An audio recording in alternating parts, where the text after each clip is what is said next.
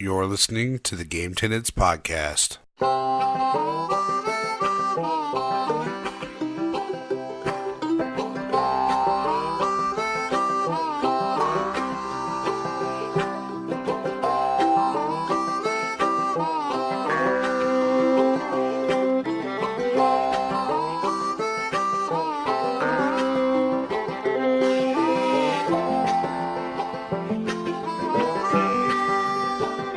What's up, everybody? Welcome to the Game Tenants Podcast, the failed adventures of two gamers and the quest for Gamecast stardom. This is episode 64, and I'm Church of the Game Grinder, joined by my excellent co-host, Justin, Cardboard Zero. Yeah, you know what? This week's going to be different. I'm going to demand something. Next podcast, I'm an excellent podcast co-host. I like that, but I want to be awesome. I want to be cool. So next time, I want my awesome co-podcaster guy. Just I think we can do that. Switch it up a little bit. Excellent's fine, and a lot of people are excellent, but not a lot of people are awesome. That's true. That's true. I'm doing fine, buddy. How Oh wait, I'm sorry. I broke form. I talk about something first, then I say how's it going. Sorry, viewers. My bad. No, we got some. We're pretty light this week, so sit back. Take your pants off, grab a beer, and enjoy the podcast. Now, we're going to talk about some news that's come up, the Game Awards, some of the trailers that we liked and saw, and some other minor stuff. We're going to make that part quick, so we're just going to move on to the Church. You old so-and-so. How you been? I have been excellent. And yes, you're right. It's been a little bit longer than normal. We had a couple weeks delay. You were doing your school stuff last week. I was just kind of not in the best place. I was kind of sick. My throat was shot. So I was like, hey, let's delay another week. And you were already kind of on the ball on that. You're like, hey. Good, that works out. Yeah, so it worked out. So I didn't feel as bad. But no, getting back to it now. But I've been gaming like a madman. Which shocker. Yeah, been doing some more VR, which is I'm loving it. Just trying not to go too crazy with buying games. I'm just trying to beat the ones that I got, which I did finish. Super Hot VR, fantastic game. Kind of talked about it. Hot. Yes, I'm sure a lot of people know about it. It's a ton of fun. Loved it. What's great is when you beat it. It kind of gives you a level select and then like some kind of like bonus modes like time trial or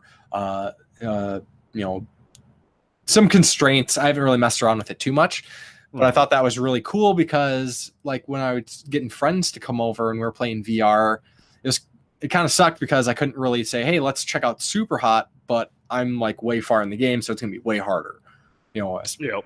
So that's cool. So I think it makes it a little bit more accessible for when I say, hey, let's play VR and people are up for it. And so far, friends have been up for VR. So that's fun.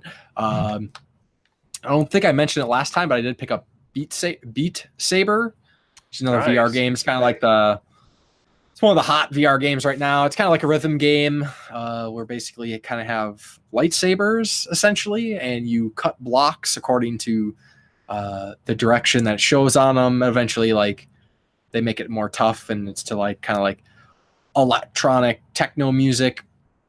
A lot of fun for those who are kind of looking for maybe like an aerobic game. This can actually be like a fun. It's not a workout game, but it could be if that's something you're looking for. I think you could. I mean, I'm not looking for that sort of thing. I mean, I could exercise, I guess, but I don't, and I don't feel the need to. But the game's a lot of fun, and you know what, working up a little sweat or something while I'm playing it, I think just kind of is more of a thumbs up for a game that can get me to do that and have a lot of fun doing so. So that is that. It looks like a lot of fun. Like I actually got one of our mutual friends. I was asking. I saw like about a month and a half, 2 months ago. I saw a clip and it was like some cool techno song, and the person's like you say, each one of your hands is a different saber, and you have to like hit the boxes, and sometimes the boxes will have arrows. So you have to hit them in that specific direction. And I was like, Ryan, what is this? This looks cool as hell. And he's like, oh yeah, that's a new game. It's called Beat Saber. And then like he bought it like minutes after I said that. He's like, it looked cool. I bought it on my Oculus. I'm like, oh, okay. But it looks awesome. Looks like a lot of fun. Yeah, and it was largely when he had mentioned it is kind of what sold me on it, because I'd seen it and heard about it. Like like I said, it's kind of like a no pun intended talking about super hot, but it's a super hot VR game currently.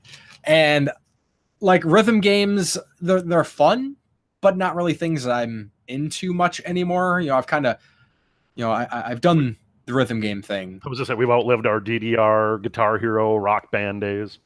But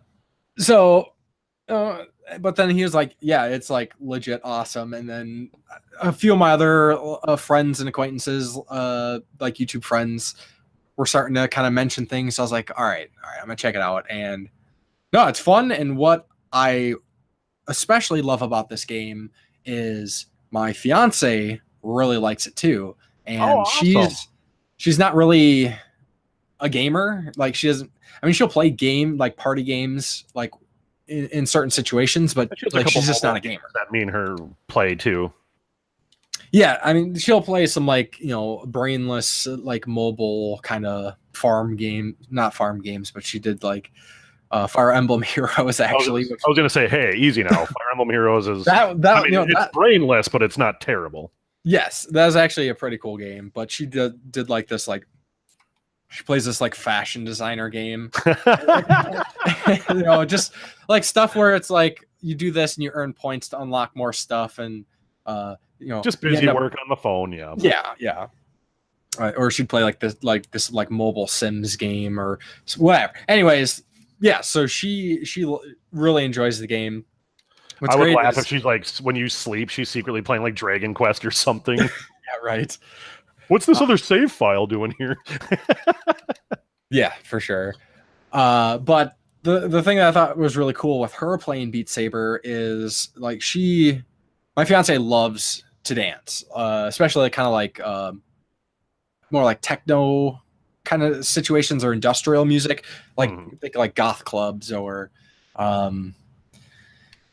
I don't know, hard to explain. She likes dancing. Yeah, she likes dancing a lot. Like she was doing Zumba. She was in Zumba instructor for a while. And when she plays the game, like she adds more of her body to it to try to like, so it's not just, she's just doing the slashing. She's also kind of like grooving to the game, which I thought was great because like she almost did it immediately. Like it was just natural. Where me, like I don't dance. Like I don't have a dancing bone in my body. I tried it once. That was all I needed. But I've tried dancing. I don't suggest it. Yes. No. I don't. People like dancing. That's fine. I enjoy watching people dance and stuff. It's just not my thing. Yep, so, kind of a game that's kind of for a lot of different people is ultimately what I'm saying. But moving on to the other game that I was playing last time, of course, I talked about Red Dead Redemption 2, which I have finished. Oh, awesome. Just finished it about a week ago at this point. And kind of funsy mention, I guess, is a couple weekends ago, Justin and I actually did kind of like a hangout thing. He came over for the weekend and he is playing Dragon Quest on one TV and I was playing Red Dead on the other. So you got to see a chunk, like you saw a chunk of that game. You saw probably like, at least 16, maybe 20 hours. Like we gamed it up that weekend. Yeah. And I even showed up late on Friday and I was still up to like 3 a.m. Like, nope, I've been neglecting Dragon Quest. This is all I brought. This is what I'm doing. Yeah. So, so I got a chunk in that weekend, but I can't really add too much to what people probably haven't already heard about the game. I'm kind of going back and forth, leaning more towards it as my game of the year, but I'm not sure yet. I'm still figuring it out in my brain. That and God of War. There is a thing, especially with video games and these end of the year awards, as people call it, recency bias. but because like a great game is fresher in your memory, it kind of gives it like that little extra edge over something that came out earlier in the year. So I'm trying to work it out if it's recency bias, but all the praise it deserves. Holy crap. I heard some people say the game has a slow start, and I shouldn't have to play a game for X amount of hours to have fun, kind of shit. And I mean, I guess if that's your prerogative, that's fine. But the thing that annoys me about that is usually they say games are bad if they're not good out the gate. Like instead of saying I prefer my games to be like they got me right away. Yeah. And I've seen a lot of people say that, and these are people who weren't going to play the game either way. And I think that's pretty annoying because you have a game that's a significant amount of time. I don't know exactly how long it took me because they don't have like a time counter or anything in the game. Sure. But I want to say probably somewhere between like 50 and 60 hours. Really? So like even like your save file doesn't even say like, wow, that's odd. PlayStation doesn't even keep track of that information, which is annoying because I really like to have that info. Just because I mean, like how like Dragon Quest, every time you come back to the game, when you choose your save file, it'll tell you how many hours you chopped in on it. Okay. It's basic. Like every game should do that. I'm just really surprised that Red Dead doesn't. That's really unfortunately, no. But if it's like a 5 to 10 hour game, yeah, it should probably get you going pretty quick. Within the first hour or two. But these are big, long games, lots of story, lots of characters, lots of controls. They kind of have to get you introduced with it. And that's why it can take a little longer. Even like with Dragon Quest 11, like for me anyways, like it kind of took a few hours for me to really kind of like get into it. Like not saying it was bad from the beginning. I was interested, but like to really like engage me and say, oh yeah, I definitely want to keep playing this game. But man, and the tough thing with Red Dead is I don't want to say too much, but it is a game that at a certain point, a certain chapter, like significantly far through the game, like the quality or like my engagement for it, like skyrockets. It's like the game is pretty dang great. And then all of a sudden it's holy crap, amazing. So, I mean, not to like put you on the spot here, but like, I mean, you're saying it's great, you're having a good time. Like, what are some of the features? Like, what have you enjoying about it? Like, more specifically. Yeah. So, it was true with Red Dead 1, and I think I hadn't played a lot of the modern Grand Theft Auto games, but Grand Theft Auto 5, and they all kind of do that. Like, but especially Red Dead is the world that they build is like the most like real world. Okay. Like it's very, very in depth, very thought out. Like, over time, Arthur, your main character, like his hair grows and his beard grows. Like, so if you don't cut your hair or beard, like the entire game, by the end, like not even by the end, because it takes shorter, you'll have like a big beard and mountain man kind of stuff, or you can trim it. Just like little things, little engagements, like the people in the towns, like they respond to you. Like if your character is kind of known to be an asshole, like they're going to be like, hey buddy, you better watch it. Or if you walk into a shop, they'd be like, I don't want no trouble now. But if you're known as like, a cool dude and stuff, they'll be like, hey, how's it going?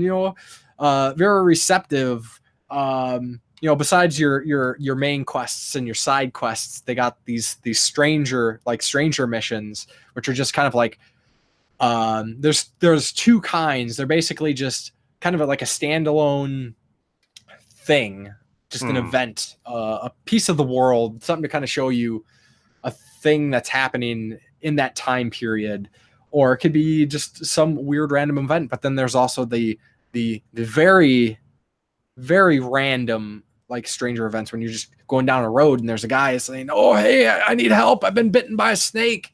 Can you help me? And you can choose to help the guy. And, oh, do you want to give them one of your like venom cures, or it's called a health cure. You want to give them a health cure, or do you want to suck out the blood for them, kind of stuff, or do you want to let them die? Oh wait, you help this guy this time. Oh, here's another person. Hey, I need help. I've been bitten by a snake. And you jump off your horse to go and help him. And he pulls out a gun, and all of a sudden 5 guys jump out from the trees and stick you up to try to rob you. It's like, there's so much like life and stuff going on. Like at first it can be really overwhelming, these open world games. That Red Dead, I think, does a pretty good job. It's a few hours before they like let you kind of go off and just do your thing. But once they do, it's very overwhelming. I would say for me personally, like I felt overwhelmed playing the game for probably like the first like 10, 15 hours, just because it's a huge world and everything. And it's kind of getting my bearings of like going from location to location, starting to kind of recognize like certain monuments and points of, oh yeah, I've been here before, or I know how to get there, kind of stuff. And even just wrapping your head around like a lot of the stuff you can do, like towns, you got weaponsmiths, you got, clothing stores, but they also have, you can go into taverns and have conversations with people, or gamble. You can drink, you can you can go to vaudeville shows, which are kind of like your live performer and acts, like singers or fire breathers. They have movies. You can go and watch movies. You can watch. You can get go to an old portrait studio and get like old timey like imagine think of like when we see like the Western photos, like the real ones. Like you can take those photos in the game and stuff. Like there's so much you can do.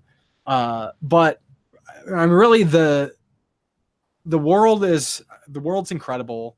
The game it's a technical marvel. Like how detailed and robust the world is, and the environments, and the fact that this game is playable on a PlayStation 4, I think is impressive. No skimpy textures anywhere, grass, trees, full weather patterns, day and night cycles, clouds are procedurally generated and cast shadows according to, that's all great. But ultimately in the end, the story, the main story, even the side stories, but particularly Arthur Morgan's story, the main character is just, it's amazing. He is much like Red Dead 1, like by the end, I didn't want it to end. Like I didn't want this character to go away in one way or another. Like you get such a bond with the characters. And definitely. I felt that way about Grandia 2 back in the day. I was like, not gonna lie, I'm a man, but I teared up a little bit at the ending because I'm like, I liked the world I inhabited. This was a lot of fun in the characters. Yes. I don't want to see it end. Same with Red Dead. Like there's some moments in that game that was like, holy crap, like man, like tugged on the heartstrings. Yeah, it tugs on the heartstrings. You just want these characters to, be right and be in the place that they want to be in. And of course, being the becoming tamed West, this is at the verge when civilization was taking over the West and the days of the outlaw were ending. But here we have a band of outlaws, and their past is catching up with them, and sometimes even finding redemption. And this is the grand theme of this series is just because you find redemption doesn't mean like your sins are forgiven, kind of stuff. Like sure, it's interesting. It's oh my god, so good. Like the praise the game gets is deserved. I've seen people already saying, "Oh, the game's overrated." There's actually a friend, Black Metal Gamer, sent me a link to a video of a guy who made a video and was like, "Yeah, this game sucks." It's like, it's a terrible game. It's like, And then I was reading the comment sections, and the people are just like, "Oh yeah, that's overrated, blah blah blah, and terrible game." And how do they get away with it? It's like, what world do we live in? Well, It's crazy. Because there's always got to be someone that hates the good thing. But I if somebody just doesn't like the game, that's fine. But again, this is repeating conversations. Is like, just because you don't like it doesn't mean it's bad. True.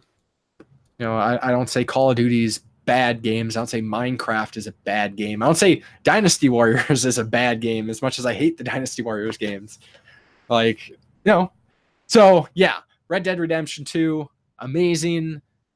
Much like I said, Red Dead Redemption 1 is a top 5 must play, at least top 5 must play for the PlayStation 3. I would say Red Dead 2 is a must play for this generation. You have a PlayStation 4, and you can dig this sort of game. I mean, of course, not for everybody, but if it looks interesting, go for it. And then I did check out a little bit of Red Dead Online. Just a little bit. I played a few hours. I didn't want to buy PlayStation Plus. Fortunately, I got another offer for a 2-day trial, so I just used that and I played through a little bit. I've heard things have been improved, but so Red Dead Online actually does have a story, which is really cool. They put effort into it, but the economy, the reward you get for the things you do compared to what in-game items cost, like guns or clothing or even basic supplies, like, holy shit. It is horrible. I probably played Red Dead Online for a good, I'd say 5 hours, and I was constantly doing stuff. There was like a 2-hour stretch where I was just doing these kind of like races with other people, because that's like one of the main things you can do, is like these kind of like it's not like a point A to point B race. They have a couple different versions, but I did it for like 2 hours straight, like Jeez. match after match after match after match. And after those 5 hours of me playing, I'd earned enough in-game money to buy a pair of gloves. Wow. That's kind of a kick in the pants. Like, I think somebody did some math, and I read it, and the math looked like it made sense to me, but I can't remember now if it was 60 or 600, which is a pretty big discrepancy of hours. But even saying 60 hours, 60 hours of constant gameplay, grinding, questing to get enough money to buy like one of the better outfits, I think is crazy. Absolutely insane. But then again, I guess Grand Theft Auto Online was as bad, but I was kind of shielded from that. So when Grand Theft Auto Online was first released, like, I played it for a little bit, but I didn't really like care much about buying stuff. I was just kind of doing missions and races. And then earlier this year, my brother and my friend wanted me to start playing it again on PC with them. So they bought it for me, and pretty much by then, like, people have figured out how to glitch like heists and stuff and get like millions of dollars, like, with no effort and stuff. So I didn't have to do any of that grinding. But holy crap, was Red Dead Online egregious. I did read that they were going to fix that to some extent, but I don't know how much. So yeah, that was something. But Red Dead Online seemed pretty cool. I wasn't getting griefed or anything, but I'd imagine that's probably going to become more of a thing as more people get acclimated to it. Oh yeah, and if you end up having the best horse in Red Dead Online, just horses in general in Red Dead Online, you can insure your horse in case it gets killed. You can insure your horse. You don't lose much like in Grand Theft Auto, like if somebody comes by and blows up your car, like, that sucks if you permanently lose this, like, whatever car you got. So that's fine. But the best horse, if you happen to get the best horse in Red Dead Online, you have to pay real money to insure that horse. God. That's fucked. Like, holy crap. But you know what? Someone's doing it. Yeah. Yeah, that's for sure. That option would be taken down real quick if they're like, no one's really paying into that. Yeah, I wonder why. Yeah. So, I mean, I want to talk about Fallout 76 a little bit. Yes. But yes. I think just because I've been yakking for the last like however long, I'm gonna hold off for a few minutes on that. Okay. And ask the question, what have you been up to these last few weeks? Like you said, God, I must have plunked in damn near 20 hours at least that weekend on Dragon Quest. So I made some leaps and bounds there. Yep. Obviously, the tried and true Final 14. And then, like I say, coming off Thanksgiving, because like I said, it has been a while since our last one. The holidays ate up a lot of time. I'm next Wednesday is my last day of school, so then I'll have a couple week break where I don't have any excuses. Mm-hmm. So within the next couple weeks, I plan on beating Dragon Quest because I think I've got 60 hours into it, at least according to the save file. Okay. Getting there. So, I mean, hours obviously don't determine where you are. I mean, yeah, I remember I was grinding a little bit because I called you. I'm like, hey, some of these questions. I was actually up north about 3 hours away from where we live at my grandmother's, and I called up church. I'm like, hey, couple questions, nothing about spoiling the story. I'm like, and he's like, yeah, it's not a big deal. You can if you want, but it's not game breaking if you don't. I'm like, okay, cool. So I put some serious time in there. So but I was grinding. I watched a YouTube channel, and they're like, oh, if you want to grind levels fast, even though there's a little island that have a bunch of metal slimes on it. And even Church was like, really, where's this island? I'm like, it's this northeast island. But he's like, wait till the later game. There's some mechanics later in the game that you can use a trick to force metal slimes and metal babbles. And I'm like, well, I don't have any of those abilities yet, so I'm just going to grind what I can. Hey, if you like grinding, that's... But you were right, though.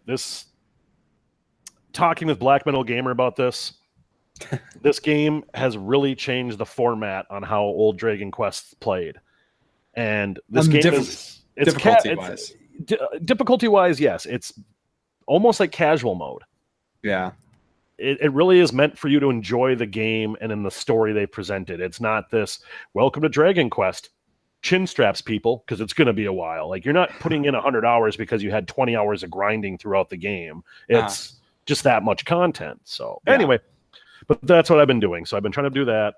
I've been still playing Final Fantasy Brave Exodus on my phone, which it sounds stupid to say, oh, I've been putting a lot.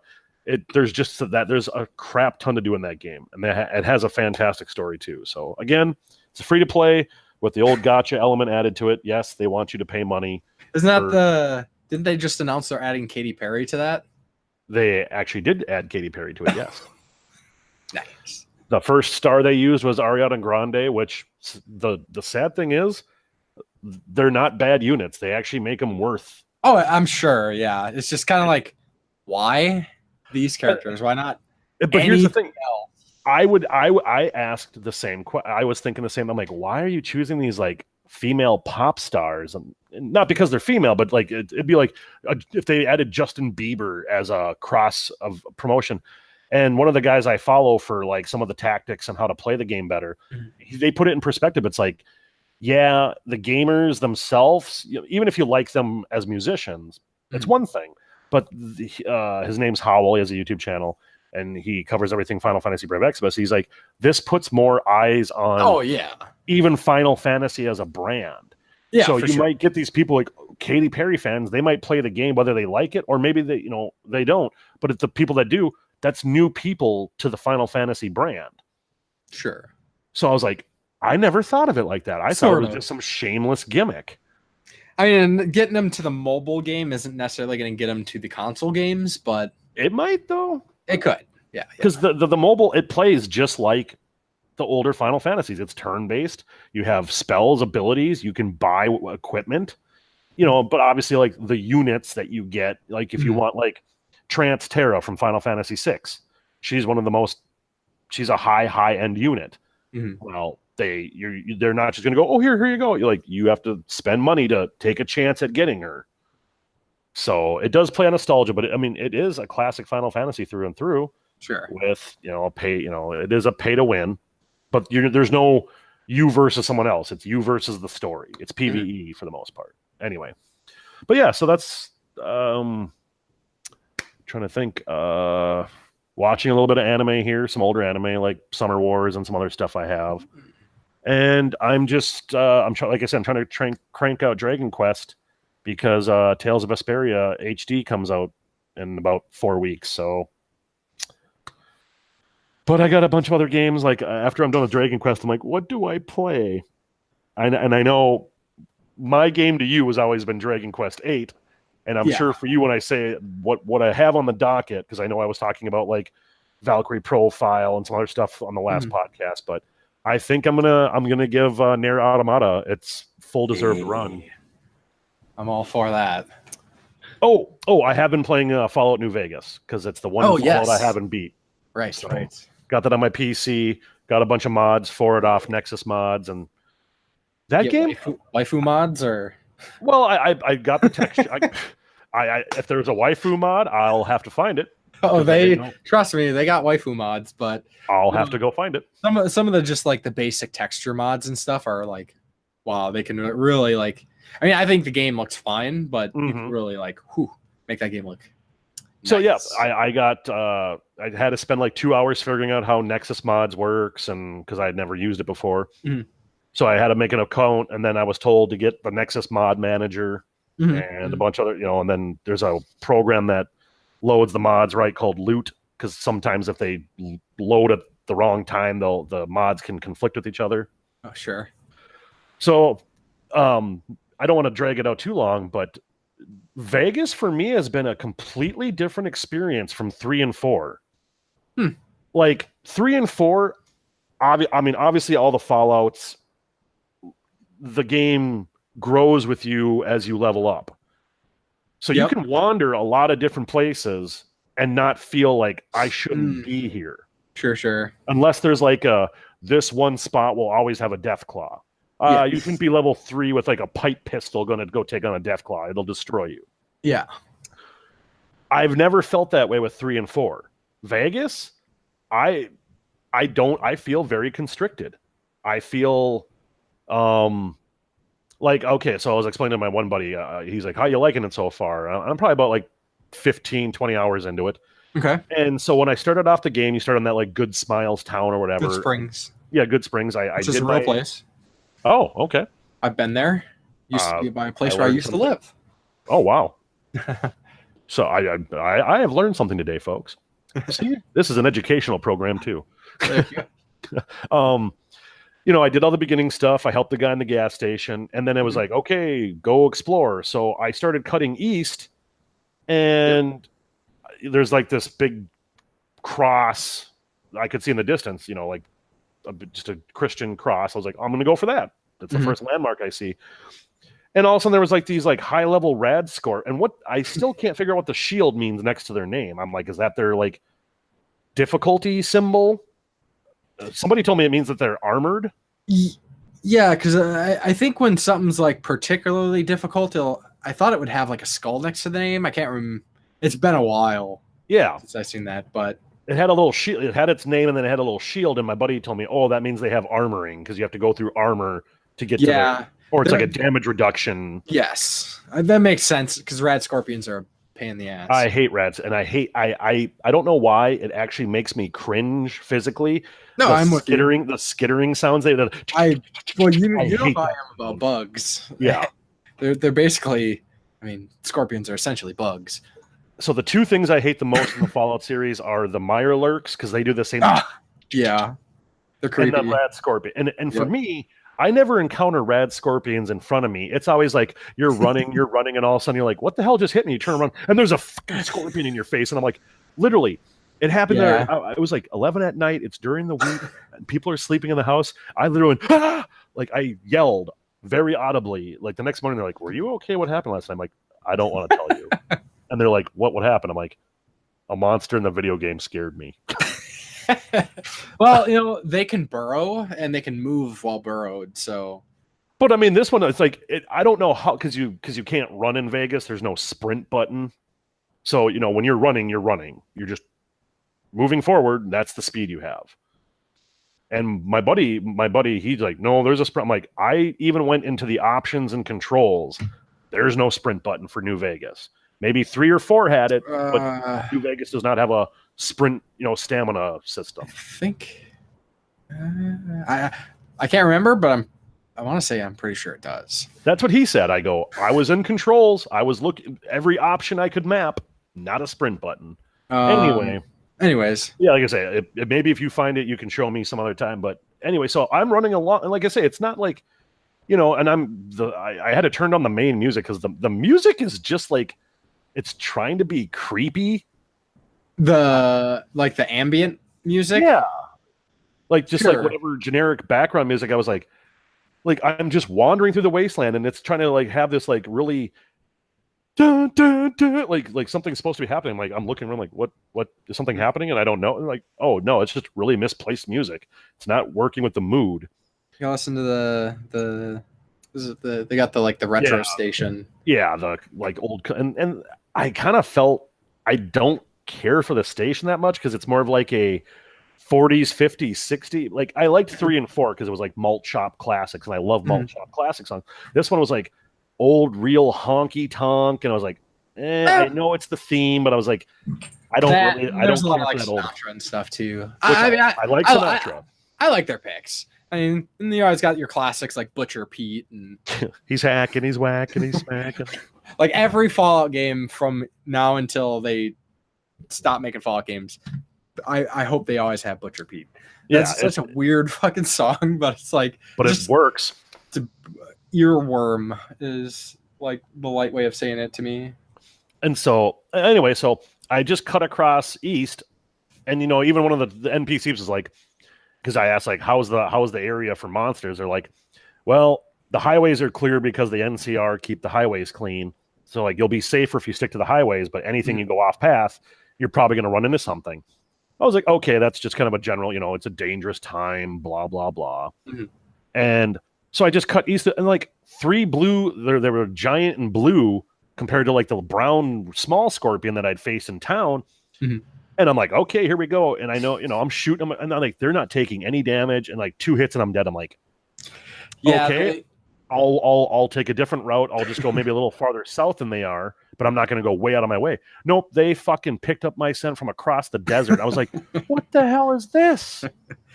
Yeah, it's kind of a bitch to lose some of those enemies once they get on you sometimes. And then so I'm like, okay, I'm just not going to cut through the desert like that. I'll go north. And then I came to that mining town, and they're like, can't go. Oh, you're trying to make to Vegas? Don't go north. We've been blowing mines up, and now a Deathclaw army is moved in. North is not. You don't go north immediately. Like I think. I mean, I play the game kind of differently. Like a large part of what I do when I usually play Fallout games is like I get my initial quests, and then essentially I explore the entire map, and then I start doing the quests again. So I wasn't trying to get to Vegas like right away. Like, not saying like that's the last thing I do is go to Vegas, but like I'll kind of do like a spiral sometimes. Yeah, and just kind of like randomly flow around the map while loosely pursuing objectives and stuff. So I think I went east initially. There's a motel. I can't remember the name of it. It's actually like a real landmark. In real life. It has like the Tyrannosaurus statue. That's one of the first places you want to go. Actually, that's where I am now, but it was the last destination I hit. I mean, I saved my game the last time I played in that town. Yeah. Okay, cool. But I just like the game didn't really give you it was just like, go find your killers. I'm like, okay, well, I finished up this little town and it's just like, huh. How do they know where your killers are? No, I know, but you gotta find them, man. But like Fallout 3 was like, here's the next destination to track your father. Fallout 4 was, here's the next point. Bethesda's always had like, here's your main quest, here's your next point. Yeah, they do kind of go. It does. This one was just kind of like, okay, go ahead, search the wasteland. I was like, oh, okay, well, I feel kind of lost. Yeah, but but overall, I thought New Vegas, like the story and some of the characters, I thought were probably one of the the better of the Fallout games. I'm having fun. I'm definitely. I mean, it's traditional Fallout, so I'm not saying it's bad. It's very different to go from 3 and 4, skipping New Vegas, which don't ask me why I did. I think I fell to the naysayers. Not that they said it was bad, but they were just like, "Oh God, New Vegas is like 3 times as buggy as Fallout 3 was." So I was like, "Well, I'll just avoid it then." So like I say, I'm playing it on my PC. I played 3 and 4 both on console, and and so this one I'm like, okay, I'm gonna finally play this one on the PC. I can mod it. I'll have more fun. I can still use a controller, which I like because I've always played Fallout with a controller. It just feels natural for me. And so I'm having fun, but I feel very restricted. I feel like the game is very going, you have to go this way. You can go however you bout that way, but like I have to stick to these highways because like I kind of liked that because and then I get like random attack. Like I pissed off the powder kegger guys, and then all of a sudden like all these other guys are coming. Like I've never had so many random like, we're the Vipers. You're dead, motherfucker. I'm like, what? Who are you? And I didn't even piss you off. Tunnel snakes rule. Yeah, and I'm just like, why are you mad at me? Like, are you friends with the powder keggers? And I don't know it. New Vegas especially is like a lot of faction stuff. Yeah. So I'm like, the only friend I seem to have right now is the NCR because I'm like, oh, okay, I'll choose to go this route. I know I could have chose to be the powder keggers. I could have, and like the Legion's pissed at me for no reason. All of a sudden they're just like, oh, we're gonna kill you. I'm like, oh, what's the Legion? The Legion are they're like your chaotic evil. So, well, I guess I should say I did fire on them because I got to that town where they killed all the people in the town. Oh yeah, they're murderers and slavers. Fuck the Legion. But they still know how to like they don't go take Vegas. Why not? They're too busy about the damn. They can't. Well, like I said, I don't know how. I haven't been to Vegas yet. I'm making my way there. But like, what I mean is just like they were. This head guy was like, when I initially entered the town that I first found them, and they're like, we killed everybody because they were dealing with us, the powder keggers, the NC. They were whores. They were selling themselves. They were impure. I was like, you did an evil thing. They're like, if you think we did something evil, do something about it. Otherwise, we're done here. We're leaving. And then I'm like, yep, shoot the main guy in the back of the head. And then, of course, So my hate from them, I find it weird. There's only the only way to do those kind of games when you have multiple factions and you have to choose who you kind of side with and who to balance. But like, how would the Legion as a whole know that I killed this small little group of guys in this town, nowhere near their camp? But that's the way the game has to be, because then it's like, well, as long as nobody sees you do it, then nobody's pissed off at you. It's like, yes, that's what I want. Sure. But that's it. Like I say, just a little different experience Fallout-wise for me. Sure. But I'm enjoying it thoroughly. Awesome. Yeah, no, New Vegas is... I loved New Vegas for sure. Sadly, I didn't play the add-ons, which I hear are great, but I just never got to them. Never went back to them. Someday I'll have to do that because there's especially one that's kind of like it's like you're in a Saw movie. You wake up in this like hotel with a bomb collar strapped to you with a bunch of other people, and it's like, whoa, what's going on? Really? Yeah, it's supposed to be really cool. And then there's like the Burning Man, which is kind of you'll start hearing stories, but this like fleshes out like this whole like huge significant piece to like background lore to the conflict and some of the allegiances and stuff. Okay. Yeah, the DLCs for the Fallout games, when they're the story ones, are just fantastic. Like three's DLCs were incredible.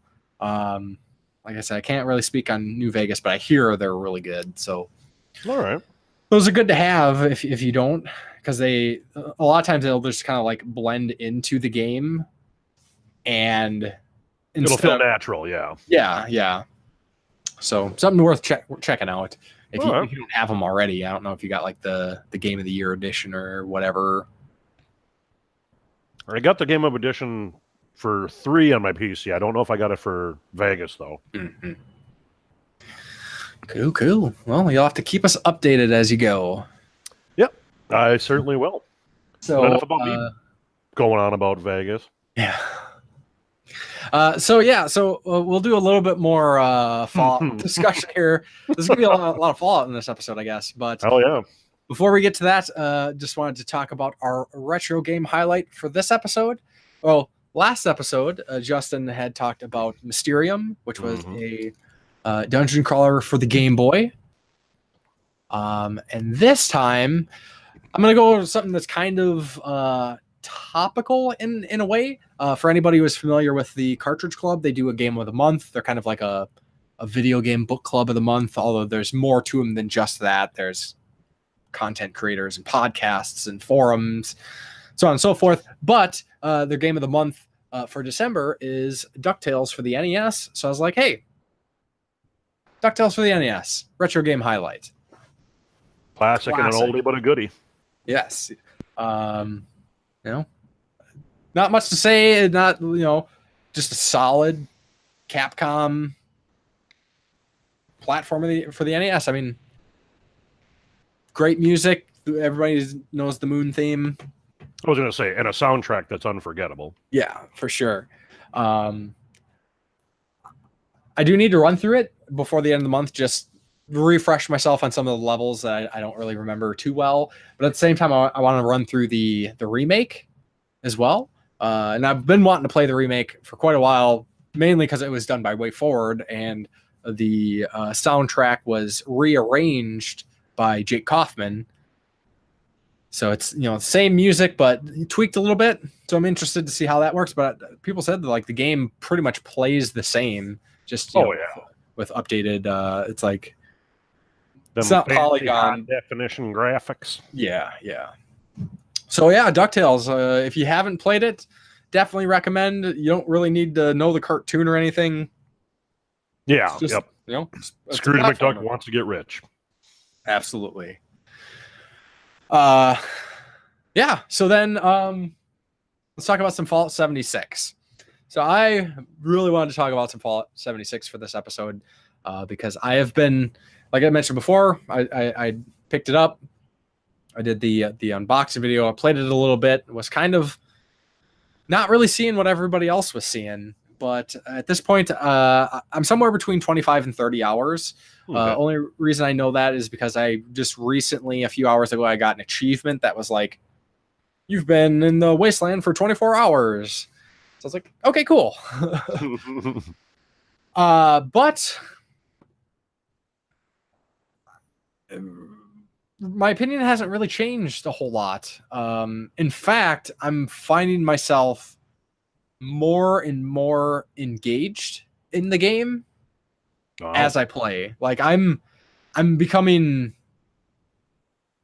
I'm enjoying it more. Like the more I play, the more I explore, the more of the world lore I discover. Like it, I think the game has kind of a slow start to kind of get you your bearing, especially because there's less direct story. I think it takes a little bit longer and it's not as engaging from the get-go. But once you start picking up quests and start kind of like, hitting some of them terminals and getting notes and talking to some like robot NPCs and stuff and really building the world, like it's Fallout. Like it, at this point, where I'm at, I like Fallout 3, Fallout New Vegas, Fallout 4. I don't really see a whole lot of difference with 76 compared to those games. I mean, there are some functional changes. Well, maybe it depends on what you're looking for when it comes to a new game. Of course, there's some functional changes. We don't have human NPCs. There's not like in your face story, although there is a direct story. Like there is a path to play through the content, which I've actively been doing. So that, and the bugs and stuff that a lot of people are talking about, like and I said this before, just because I'm not experiencing issues doesn't mean that they're not there and they're not prevalent.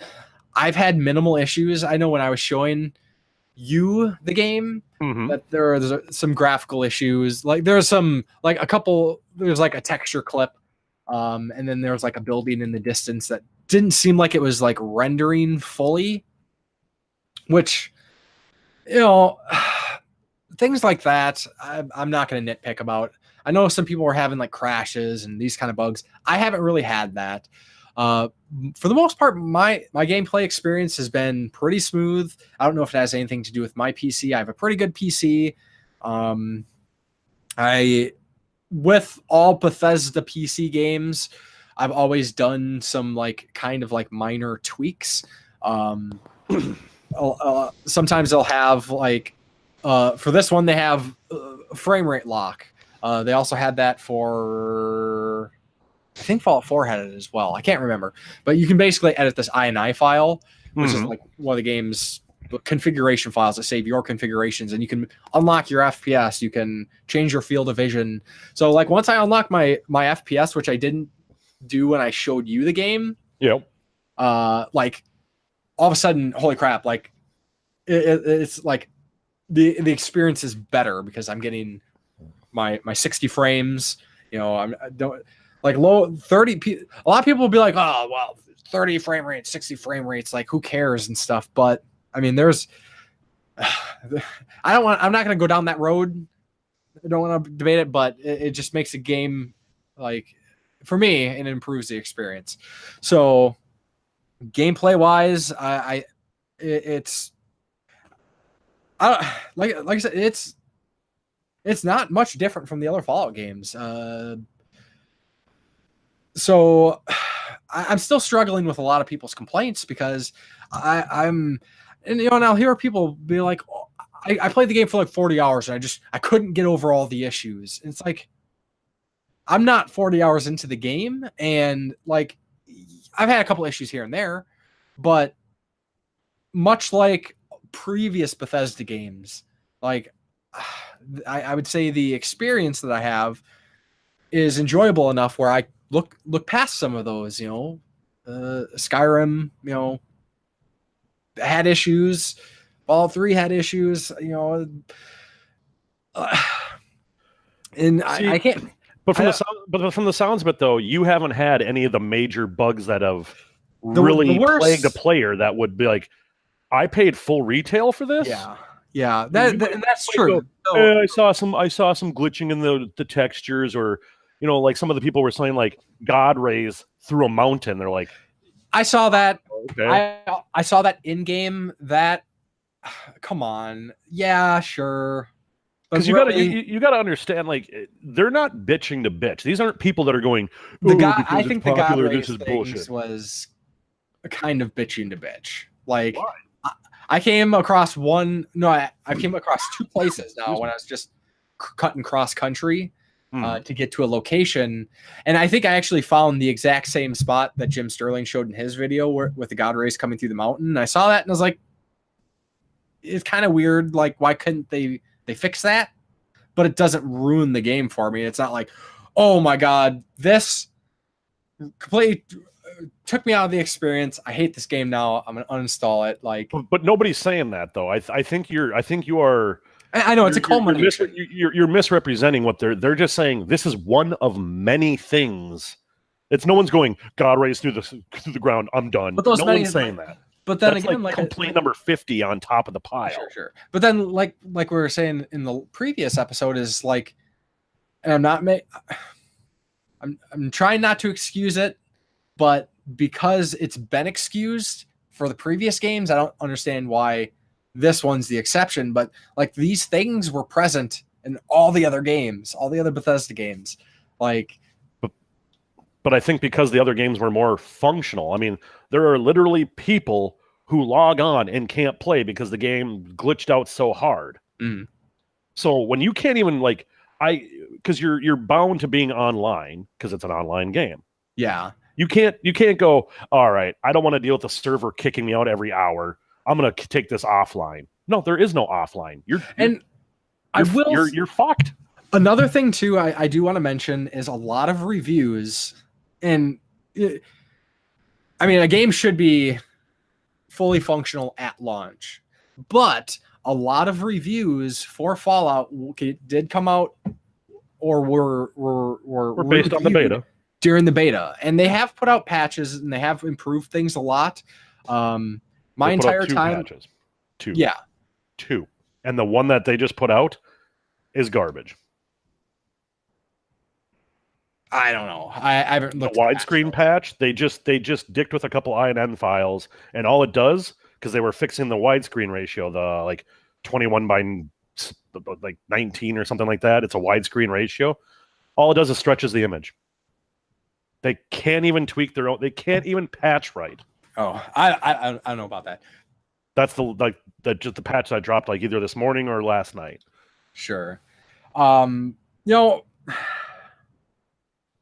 honestly think you're looking through rose-colored. I think you're the nostalgia, or you're just, it's Fallout, and that's all that matters. Like, I think you're letting everything else, which is not a bad. I'm not saying you're wrong or you're dumb for doing so. Mm-hmm. No, you've always stated because I always ask you at least once a week. I'm like, how are you still enjoying it? You're like, still having fun, and that's all. And that's what's important to you. To be able to go, I think some people are just bitching. Like, no. They have legitimate gripes because it's not just 3 people experiencing this. Is lots and lots of people, and they're going, we paid retail for this. Todd Howard was going, oh, this is going to be the greatest thing since sliced bread. You guys are going to get your Fallout dicks blown off. Mm-hmm. And this is what we get from a respected, and like you say, for over 10 years, your games are good enough that we'll overlook this. But I think. Hold on, let me finish my thought. Sure. I think with the gaming sphere as it is right now, and I mean everything gaming, mobile, PC only, console only, everything. Put everything into gaming, and what we've experienced the last 3 to 4 years, I think we've hit our boiling point. I say we, even though I don't PC game as much as a lot of people. So, I mean, I do, but I'm not as hardcore as like the PC elite guys. Mm. And I think they're getting to the point where I think people are finally fed up with anybody who's fucking up. I mean, because the last couple of days, the guys I follow on YouTube, they made a good point. One guy said, when EA farts even sideways, we jump on them and make them like eat their crap because like you're EA, how dare you? Yeah. But then he goes, but Bethesda doesn't. We're like, whatever. No, he's like, we've overlooked, but they're playing off their recognition of that's Bethesda. They've made Fallout and Oblivion or the Elder Scrolls series. How dare we say anything? But I think people are like, no, shame on you. We've let you go too long. Now we're going to start nailing you to the cross for it. People would say they've ran out of their goodwill at this point. Exactly. Yeah, perfect. Yeah, it's gone on long enough. And I think part of the problem is that the game isn't a step forward, like technically. Like people complain that the game is like it's the same graphics quality and engine as Fallout 4, which it is. Which it is, and I don't care. Like that. I mean, graphics don't make or break a game for me. I know a lot of people, less us, but more just kind of like the masses. Like that's a criteria. It's like if this game isn't the next generation of graphics, it's shit. Like people say Fallout 76 looks like shit. E.T. for the Atari 2600 looks like shit. No modern game really looks like shit. I mean, there's some jank, but I mean, but when you're trying, I mean, why didn't they then? What? But no company admits they asset flip. You're not going to hear Todd Howard up on a stage going, "All right, guys, great new thing, new Fallout. Hope you guys are excited. Oh, by the way, going to have a beta." And he goes on for an hour about, look at the dynamic and the graph. This is going to be the hottest, best looking Fallout. And the first day in beta, I don't know about that because I never heard that was never. Go back and watch his E3. He Todd Howard, the guy who basically created Fallout, tells you how awesome this game's going to be. He fills your butthole with so much sunshine. The God rays are coming through you, just like his game in the mountains. And so what happens is when it comes out, so you get people say, "Oh, fuck yeah, who didn't get their the nerd boner?" If you're a Fallout fan, like, "Fuck yes, new Fallout, beautiful, awesome." I think the game looks great. And then they come and go, "Oh, the first people," and this isn't the general plebs like me and you who might buy the game and go, "I don't care," but the modding community that mods their games and went, That's an asset flip. This is the Yeah. same engine for 4. We tried some of, they get the code. They're like, yeah, we applied a bunch of our Fallout 4 mods. They worked perfectly. Didn't have to adjust them or anything. It's the same engine. Yet you got Todd Howard, the creator of the game, going, it's going to be so, So when the community has to find out for itself that the Bethesda basically phoned this one in, I think it's a letdown. And plus, Todd Howard is in an interview like a year or two ago, and they're like, "Why hasn't Fallout or the Elder Scrolls series really jumped in technical power?" And he's like, "Well, when we were making these games, the technology just wasn't there." Yeah. And so people are bringing that clip back and going, "You're kidding me." We have people. There are people who literally have. If people listening to this, I don't want to get too technical because I'm not a technical guy. I just did a little bit of like that. The competitor to Intel for processors. AMD. Yeah. So, but they call them like those the Razons or the Radeon or whatever their processors. The Ryzen. Thank you, Ryzen. They have like a $1,600 processor called a Threadripper, and there are people who have a $1,600 processor. They have a 2080 Ti, which is like a $1,300 video card, and they're like, I have the technology to play anything, but you're giving me a 5-year-old engine. When are your excuses about the technology is just not? When does your excuses run thin? So I wonder, have a $5,000 gaming rig, and you're trying to pass off shit from 5 years ago and say it's the hottest new thing. So I wonder if that's maybe that's a big separating factor between me and everybody else is when they announced Fallout 76. I watched that initial trailer, which didn't really show much. Sure. And that's all I watched. I didn't listen to press conferences. I didn't watch more trailers. I think I did watch one other trailer when they actually started showing some more gameplay. Okay. But I didn't listen to press conferences. I didn't listen to Todd Howard saying what the game was or wasn't. I was like, okay, here's the new Fallout game. I'm not super confident with the premise, the online portion where they're like, yeah, there's not going to be any human NPCs. And that, that's all I went. So what I saw is essentially what I got. Yeah. So I wasn't, I guess maybe that's, but you could also say all you saw was all you expected. True. You just saw new Fallout. That's all I care. So you didn't really put it to the grindstone, which that's not important to you. That's fine. Yeah. Like I say, I'm not trying to down you for being the one guy trying to hold out, because there's a lot of people that are still going, I don't know what you guys are bitching about. This game's fun. I'm enjoying, and that's all that's important. At the end of the day, graphics don't matter. Soundtrack doesn't matter. Soundtrack doesn't matter. No, trying to play off Dragon Quest. Sure. Just I'm making fun of you. Yeah, and, so all these different factors don't matter as long as you can pop that game in, sit down, and spend your free time enjoying it, and it's pure fun. If you can walk away, whether the game crashed on you, whether something glitched, and you go, nope, that sucks, but it didn't stop me from having fun, then that's all that matters. Yeah. But I won't delegitimize these people who are going, these are real problems with a $60 game. You guys spend more anymore.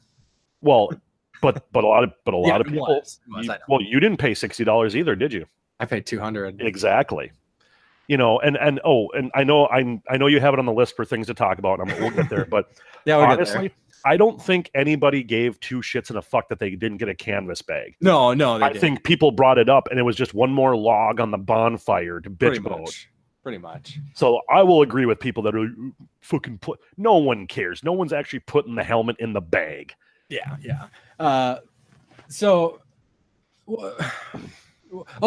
thing I wanted to add is many of our longtime listeners are familiar with one of our previous co-hosts, Jason, Corpse Flood Gaming. I still talk to him like every day and stuff. Brothers from another mother kind of situation. You guys are up. So he also kind of took the same approach I did. I'm not sure like how much he watched and stuff, but basically it's like Fallout 76 was announced. Hey, collector's edition. If you want this collector's, with something like Fallout, certain games when they announce a collector's edition, if you don't pre-order it, you're not going to get the collector's edition. Unless you pay out the ass on eBay. Yeah. So we both pre-ordered it, with no information, and figured, hey, down the road, if I'm not interested in this game, I can cancel my pre-order.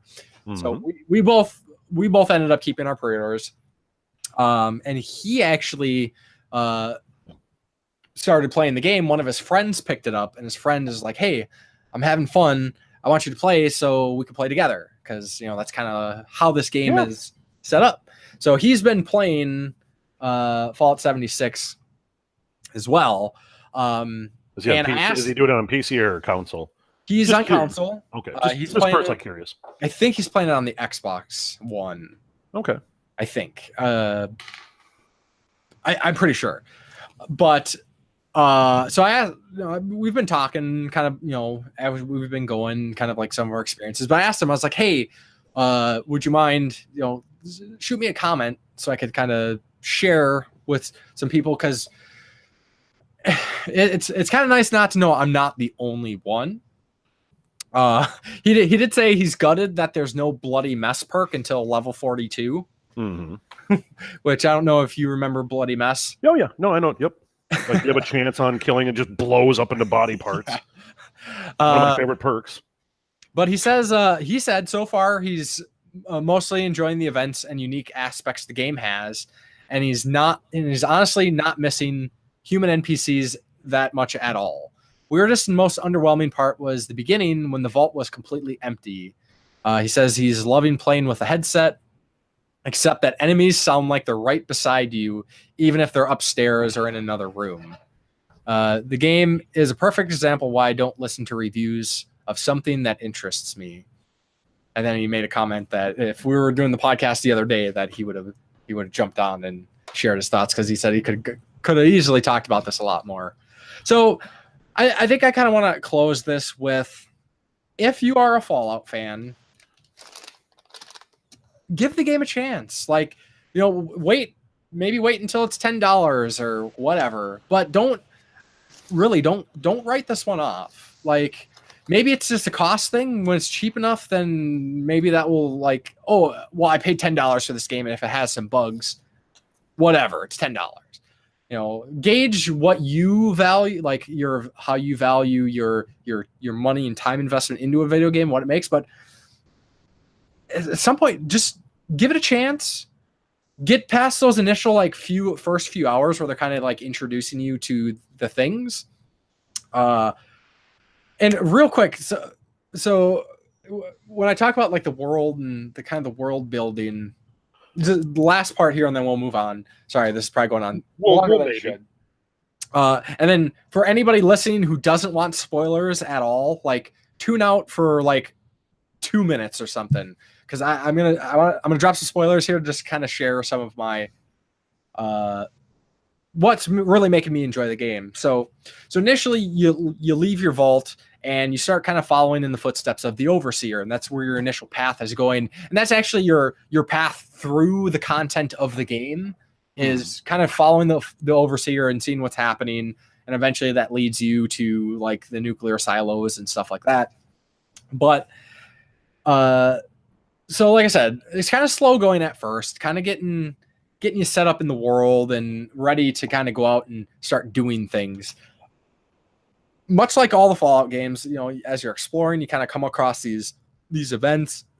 So this is Fallout takes place in West Virginia. Charleston is the main city, one of the main cities that's in Fallout 76. Pretty cool story. So not only was there the nuclear bombs, that happened.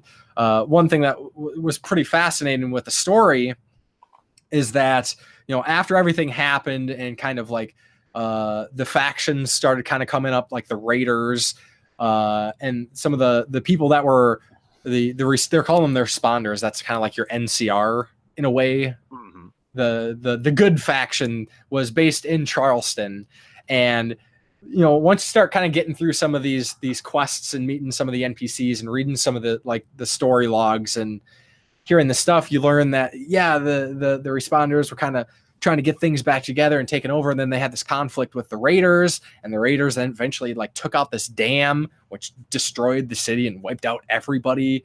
But then as I was exploring through the ruins, I came across this body. And I searched this body, and there's a holotape and like this a mask, kind of like a bandana that just covered a cowl. I don't know what you'd call it. Just covers up your mouth. And it says, "Hey, listen. I got a quest to go check out this building." I'm like, "Oh, okay." So it's kind of neat. So I wander over to this building and start kind of poking around and stuff. And all of a sudden, I find this terminal that says, "Oh yeah, if you want to get into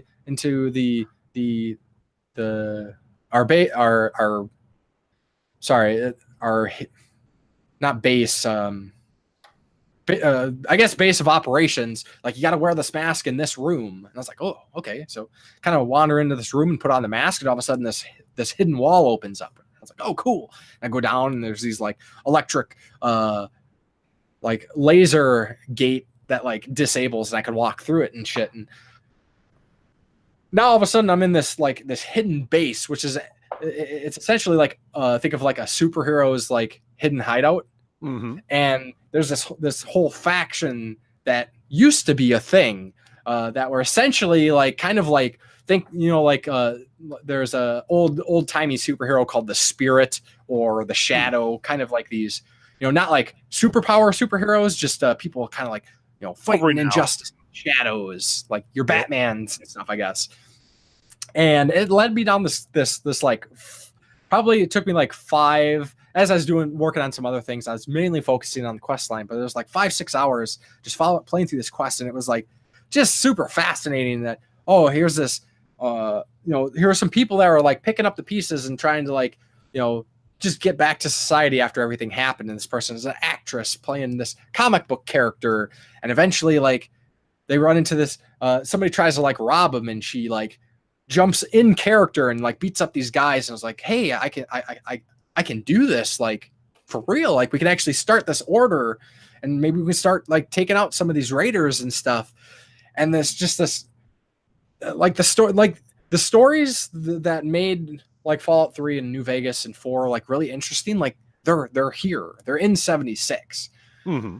So like I said, for people who really enjoy the Fallout games, like at some point, like I said, if the price gets down there, like give it a shot, because I think I really wonder, like years down the road, if people decide to revisit the game, like our opinion's going to change when maybe more people give it a chance and kind of see what it's about. Like it has some issues, yes, but I don't know. That's all I got for 76 right now. Well, and I mean, I know you want to close it out, and I just, like I say, I'm not going to delegitimize people who are facing real problems. While some people go, well, I'm not having those problems, so I'm okay. And I'm trying not to. I'm trying not to because I'm not putting you in that corner going, you're just one of those guys who hasn't had any of the major problems. And I'll tell you why. Because because you and my other buddy Chris are the only two people I know that I know like in real life. And he was the same way. He was like, you know what? It's a Fallout game. I can just kind of, trigger warning for those of you who have chemical dependencies. He's like, I just like to smoke a little weed, chill out, and I play.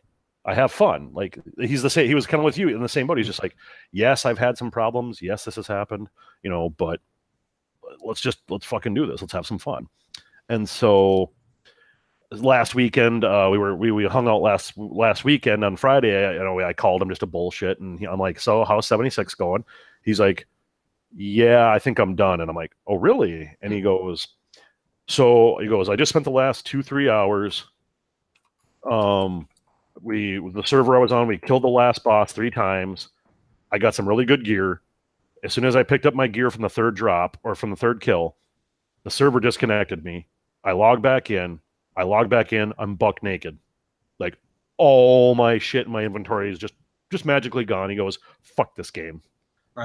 So he finally hit something bad enough where he can't overlook the problems. Mm. And that's what I say is I think you just haven't been drugged through the mud enough with like where a lot of these other more vocal people are going, fuck this game. Because It is. It's frustrating. Like, That would be really even at this point, the servers are still not stable. Why? That should be the easiest thing to fix. The patches for like textures and other like that kind of shit, that can take time. You have to have people like go through the code or whatever you have to. But I mean, server stability. Yeah. Welcome to 2018, buddy. If you need help on that, talk to Blizzard or Square Enix or any other. What am I talking about? They're Bethesda. I would talk Elder Scrolls Online servers because they can't get their shit together on launch either. Well, I mean, you know what I mean. I'm saying though, but like WoW servers, how often are you like? Well, you don't play WoW. You did at one point, didn't you? Long time ago. Okay, but yeah, obviously because what happened? I mean, just for a very brief side. Usually when a new expansion for an MMO that comes out, it's usually, okay, halfway through the expansion, a lot of people get boring or get bored and they leave. So let's just say at any given time for a server, I don't even know how many people on a server fit. I'll just say 50,000 people as a throw-out number. Okay, halfway through the year, you probably lose about half, if not a little over half of those people. They're just, okay, I've done everything, I'm bored, I want to move on. But when the new expansion comes out, all those people come back and the servers aren't ready for them. So more, and then on top of more people, so the stress becomes too much. They adjust, but the servers are never bad for more than a day or two.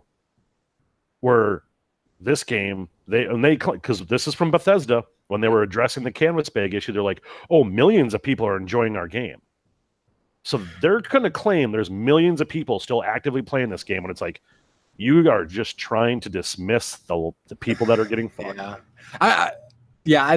They don't like. That's one thing. That's one reason why I have issues with like these other PC platforms, like the Bethesda service and now Epic Games, is they just their service aren't as robust as Steam. I know, we shouldn't necessarily have monopolies and everything, but Steam does some things really, really well, and you can see user bases, like how many people are playing a game on Steam. I can tell you how many are playing. I just go look at the community and it tells you how many people are in game. Yep. So that sucks. But I will say that every game I've played have had full servers. Like doesn't seem to be like a lack of people playing the game, but that doesn't mean much. Like Friday the 13th, the game on Steam has about 800 active players, which means at any given time, like you're not really going to have an issue finding the game. But that's not like, thousands of people. It's only 800 people are actively playing the game at one time. I mean, and that's why I say I'm kind of going off what I see. There's a lot of people that have been claiming that they'll have to join us, like try to log out, log back in 5 to 10 times to find a server that has anything. And again, those are case by case things. I think if there was only a couple things wrong with this game, it would be in the category of we can overlook it. But I think this one has been such a landslide of crap to the consumer, it can't be overlooked. There's nothing. There's not a main driving story, which a lot of people, that people were bitching about the lore changes before the game even came out. There's not a main driving story. There absolutely is a story that takes you from the very start of the game to the end game content. Like you are directed.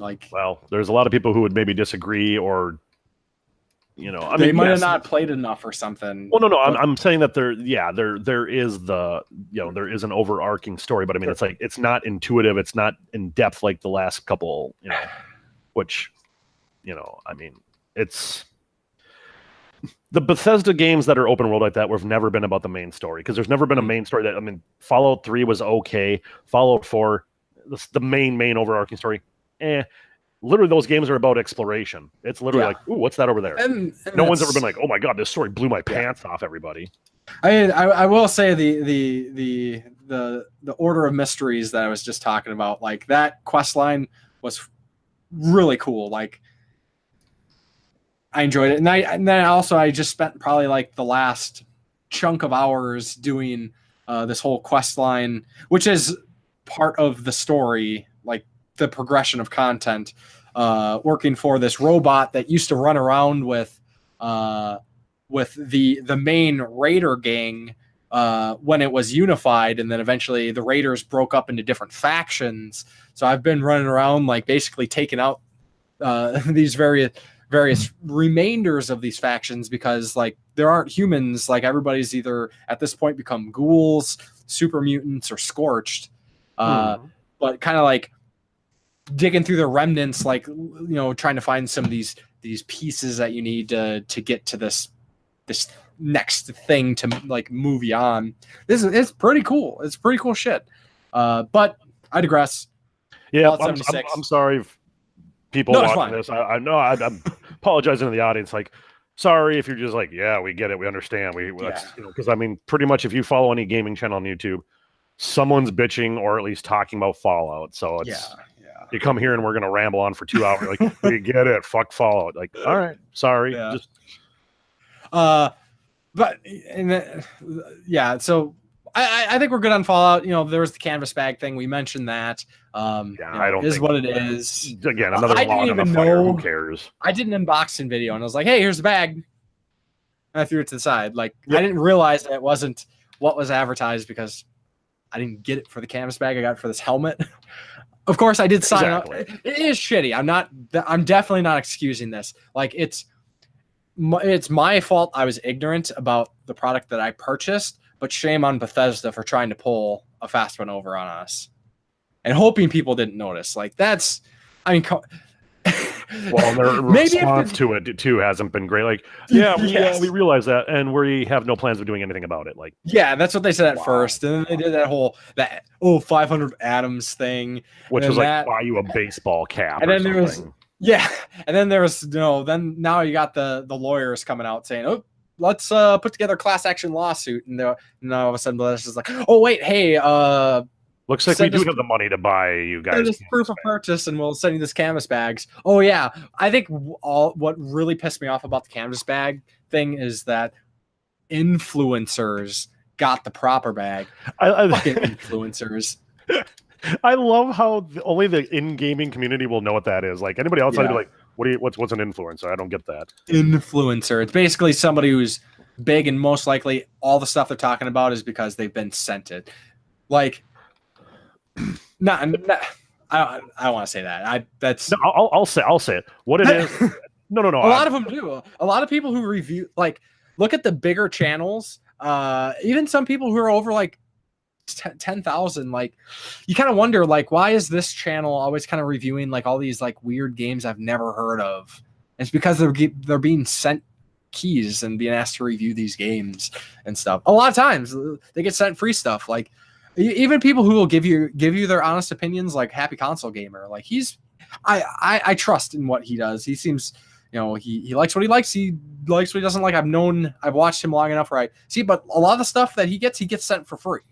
Like, well, yeah, but I mean, and some YouTubers that actually have dignity and respect to what they're doing will actually admit, like, I'm just letting you guys know this review, I was giving a copy, you know.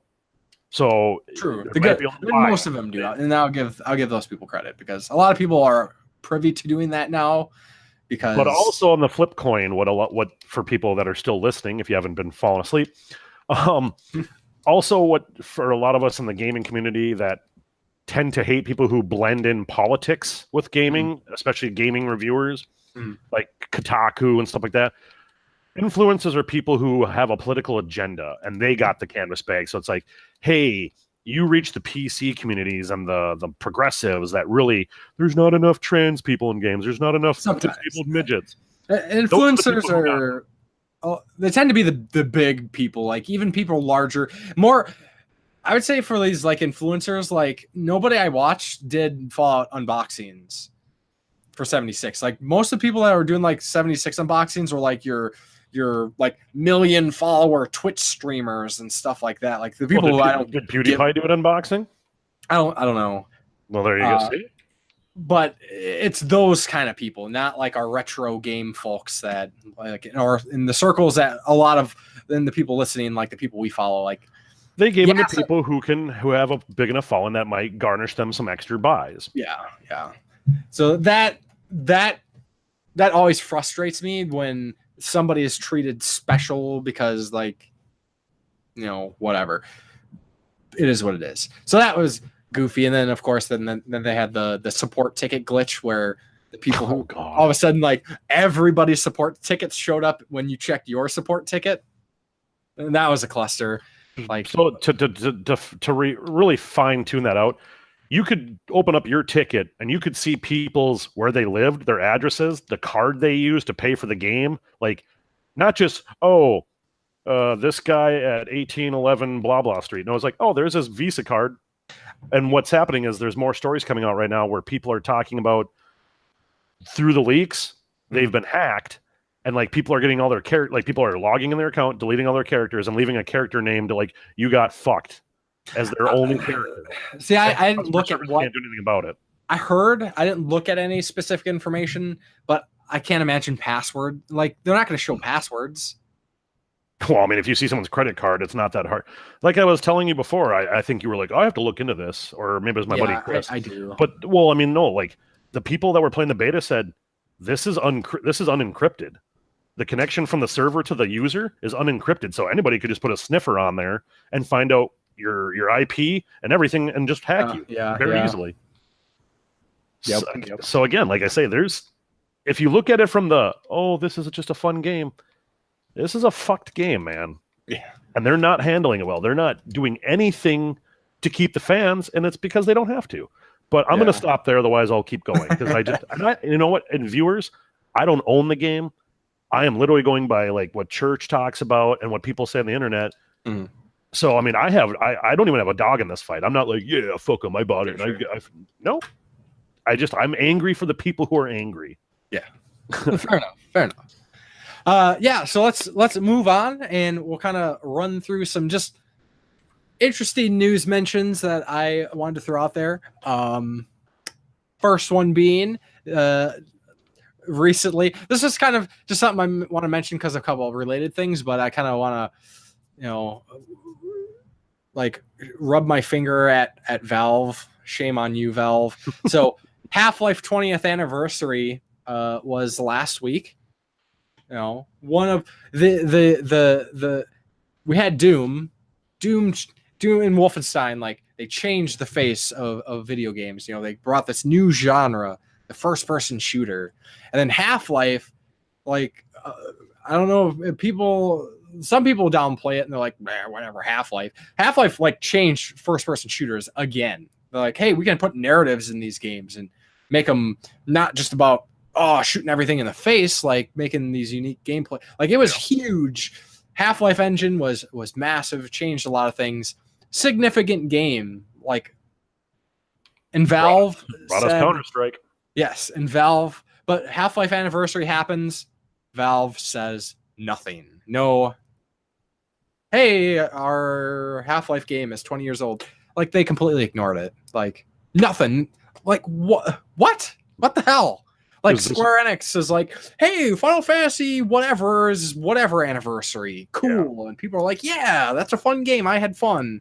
Like, Doom just had its 25th anniversary. id Software sharing videos. They put out this neat video called 25 Years of Doom. If you haven't seen it, I recommend people check it out. It's fun. It's just like a little montage of, Doom from its initial inception to current, and some of the funny things that have happened with Doom over the years, like the whole like Doot memes. I don't know, the trumpet memes, and like brutal Doom and stuff like that. Like they acknowledged, here's a series, people love this, we appreciate you. Here's a little montage. Yay, Doom. Valve, nothing. But instead, no, Valve launches Artifact, which is their wannabe Hearthstone Magic the Gathering digital card game that is one gigantic microtransaction. Like, you can't even earn cards. You got to buy the game. And if you play the game, unless you spend more money to play the season, you got to buy the game, then you got to spend more money to play the season is the only way you're going to unlock cards. Like, what the fuck? Like, this game is trash. Anyways, Half-Life 20th anniversary. Yay, great game. Fun mentions, if anybody's been following a project called Black Mesa, which is basically a independent group of people who are basically doing a Source Engine remake of Half-Life, which is really cool. Like, it looks fantastic. Sorry about that. What was that noise?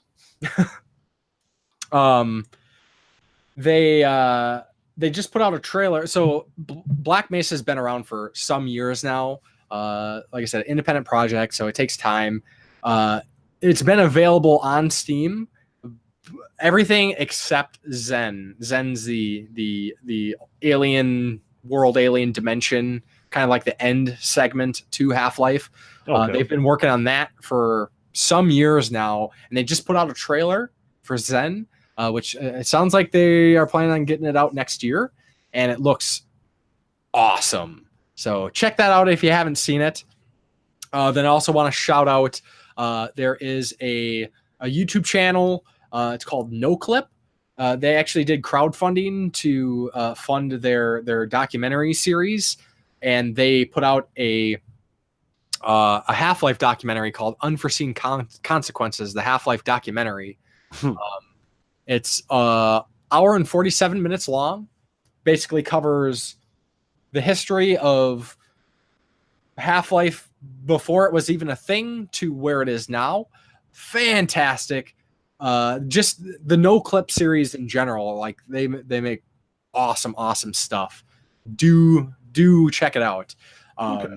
It's really good, and it gives a lot of really great insight to like the impacts that Half-Life has had, like, you know, things like Counter-Strike, some of the things that like, you know, cause and effects that have happened. Really great, high quality. I mean, you won't find, like, this is professional level documentary work, like super good.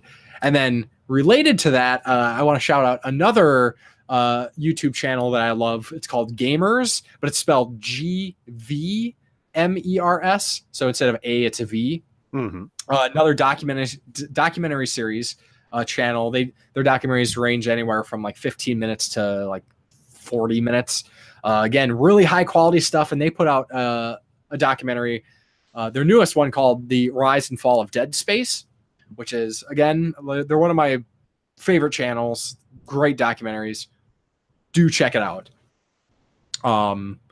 Then stepping back to Doom and the 25th anniversary, like I said, 25 years of Doom. Check out that video. But what was really cool is John Romero, one of the original programmers for Doom, actually just released. It's coming out here soon. The pre-orders are up for like some physical versions. But he basically released I guess you'd call it an unofficial expansion. Chapter this is really cool. Chapter 5 to Doom. It's called Sigil, and he basically made a whole new expansion to Doom. The guy who made Doom just put out another expansion, and I think it's actually free. The physical versions you gotta pay for because it's physical goods and somebody has to pay to make those. But yeah, that's freaking awesome. Like, it's all in, you know, like I've checked out the trailers for it. It looks, I mean, it's Doom. I mean, there's been Doom mods, but this is by the guy who made it. So yeah, just like, I think that's freaking awesome. John Romero is a really cool guy. I've been following him on social media for quite a while. Like, he's, you know, he knows what he's contributed, but he's not egotistical about it. And he's really, like, he has a relationship with the fan base, which is really interesting. I'm in a Facebook group called Big Box PC Game Collectors, and his wife is actually like kind of active in that group. He is too. You know, people throw out questions and he'll come on and answer them. Like, it's a lot of people just sharing their big box PC game collectors, you know. And he is a big box PC game collector too, and so is his wife. So yeah, it's sweet that here's this community of just collectors, and hey, we got one of the creators of Doom and his wife. Like, it's cool. It's fun. He's a great guy. Sigil, check it out if you like Doom. Of course, with it being an add-on to Doom, you need to have Doom already, which, you know, you can get it in any way possible you can think. Well, Steam will be having a sale soon, so you can just add it to your basket now. And asterisk PC. Yeah, it's PC only right now, anyways. So that is sweet. And then last little kind of mention here for some newsy stuff. I want to give a little update that we got about the Walking Dead, the final season. Now for some reason I can't remember the name of the studio. Telltale. Telltale closed. Skybound Games, the Robert Kirkman's company, the guy who originally wrote the Walking Dead comic, his studio picked up the rights and they tried to grab as much staff as they could to finish The Walking Dead, the final season. And they are currently working on the final season again. And episode 3 is due to be released in January. So excellent. Full steam ahead. Good news for people that wanted to finish that up. Yeah. So then I was thinking about talking about the Game Awards and mostly just like game announcements that happened, but I think for time, we'll skip that. I'm sure a lot of you have seen things. I do want to give a huge, Game Awards, kind of whatever. Like it's not something I'm necessarily like, oh yeah, I'm going to watch the Game Awards and stuff. But if I happen to be available and the Game Awards are running, I'll check on it here and there. What I actually did this year was I was doing my own thing and the Game Awards was happening. So then I pull up the stream and then I could skip through all the stupid talking stuffs and the dumb ads to watch the actual, just the awards and then the game trailers, kind of like almost live, but not really. And like, I actually had like a total like fan geek out moment, which I mean, it happens, but not often with like these sorts of things. But we got the news that Dragon Age: The Dreadwolf Rises is coming up soon. The next Dragon Age game. Fuck yes, super hyped. And then also, kind of related to all this Fallout stuff, Fallout New Vegas was developed by Obsidian. Mm-hmm. Obsidian also made the original Fallout games, Fallout 1 and 2, which were the old isometric games. They were, I think Obsidian was one of the studios that was picked up by Microsoft with Microsoft's recent studio acquisitions. They're like grabbing all these studios. They grabbed like Team Ninja and some other ones. But Obsidian is putting out a game called The Outer Worlds, which is basically a more sci-fi, like high sci-fi Fallout game. Basically. Yep. So we're getting, it's not Fallout, but basically Fallout by Obsidian. And it looks really cool. So check those out. And oh yeah, Mortal Kombat 11. Hype. Oh, by the way, Mortal Kombat 11. Not that I like, not that I like play the fighting games like online and stuff, but the Mortal Kombat series in particular, 9, 10, and hopefully this one, they haven't said anything, like it's just a trailer. Mortal Kombat 9 and 10, like I love their single player campaigns. Like it is, you are playing a Mortal Kombat movie and it's awesome. I actually did a review for Mortal Kombat 11. If anybody hasn't seen it, it's an older one. It's one of the first reviews I did, but hey, you can check it out. I talk about the story. Yeah. So then, well, let's move into the community question. Last time, basically, I ranted about a Diablo Immortal and how it hurt me. And I asked people to share their thoughts or respond to what did they think about Diablo Immortal. Corpse Flood, he thought I went a little far. I mean, Justin and I talked about this ahead of time. He says he does not like this word on the trade, but I'm just saying because I was called it. Corpse Flood said he thought I was being a little triggered about Diablo Immortal, which I think it's just. Yeah, so I was just kind of curious to what some of you had to say about it, and not so much comments on that. Do You Nerd says that they are always happy to hear our take on Pat the NES punk, and he's right there with us, which, yes, Pat the NES punk.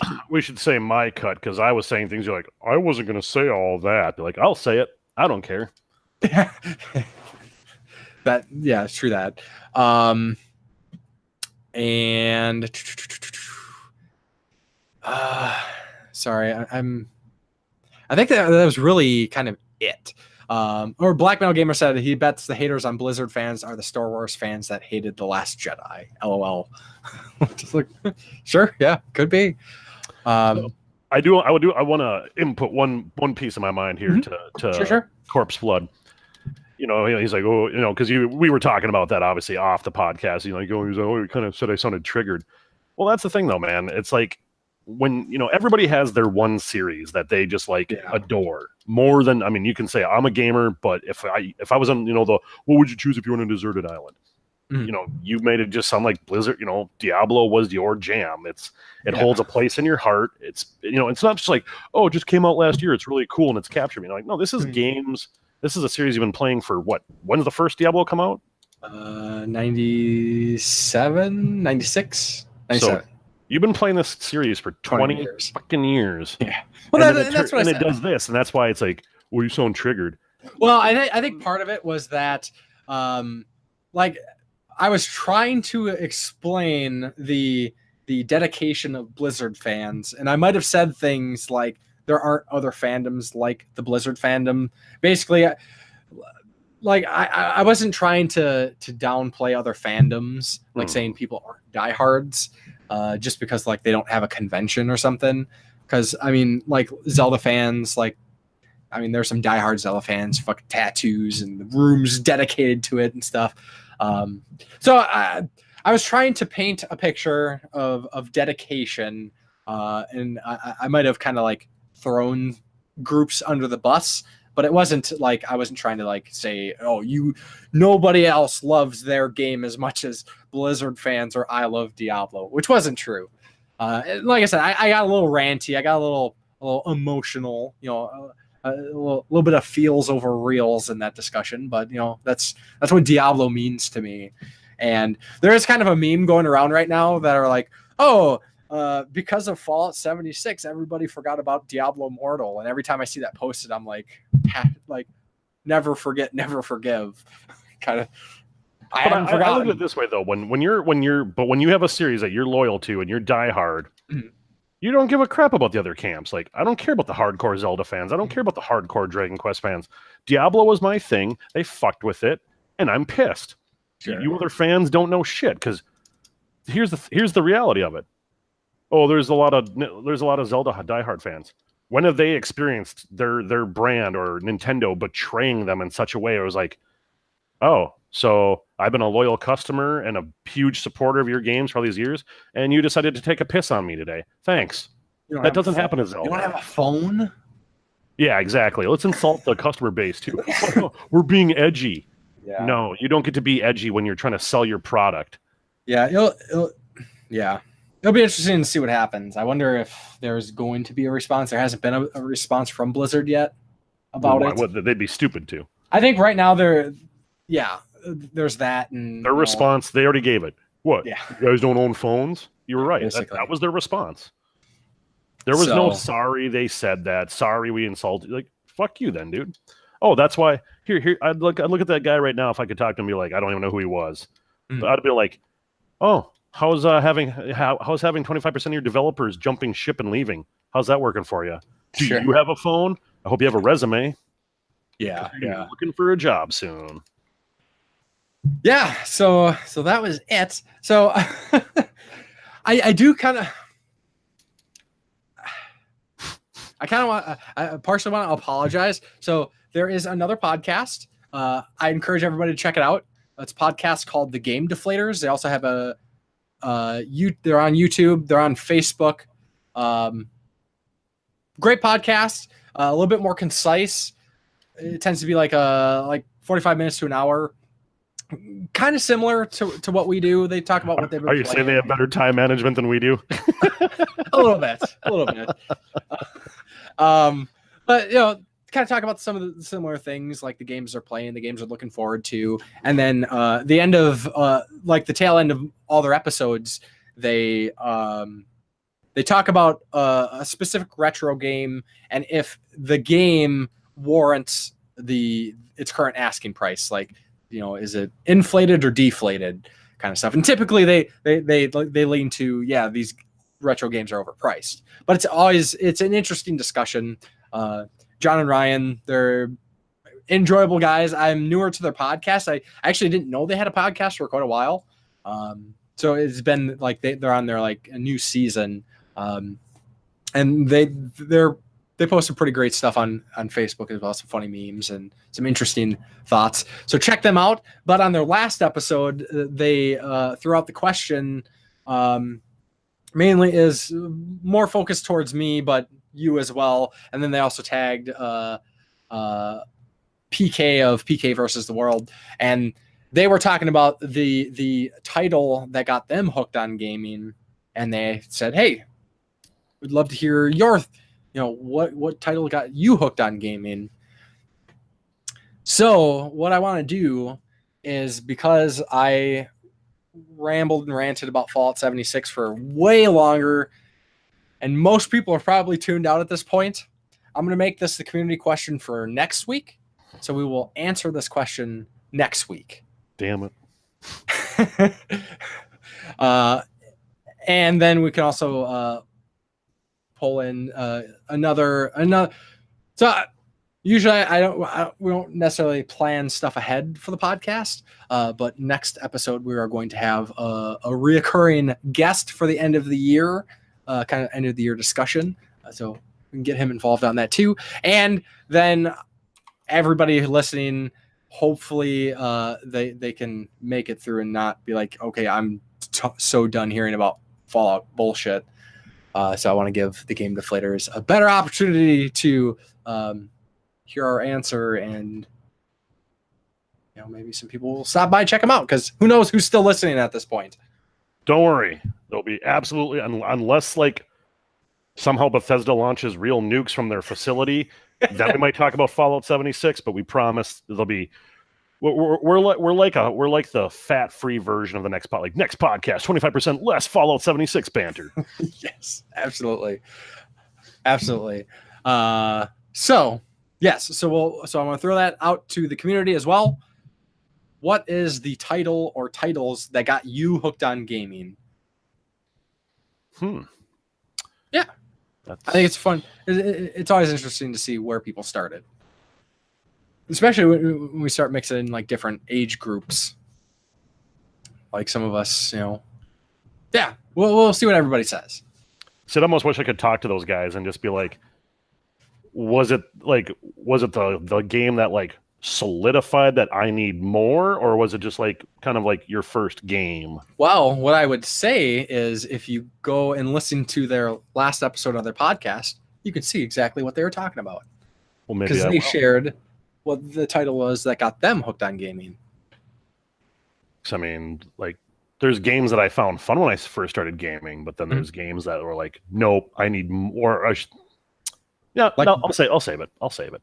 Yeah, it'd be more like, I mean, you could take both angles if you want, but I think it's more like, what is this game made you a gamer?